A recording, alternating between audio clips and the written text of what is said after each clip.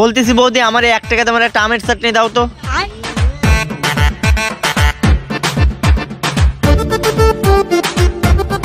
আচ্ছা বৌদি, তাহলে এই 1 টাকাটা খাতায় লিখে রাখো, পরে দিবানি।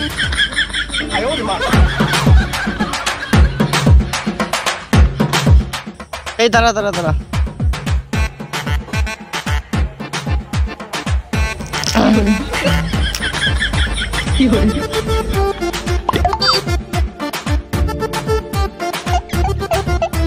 আরে ভাডি, আমার সঙ্গে ঘুরলি পরে এরকম অ্যাশ সব সময় করতে পারবি।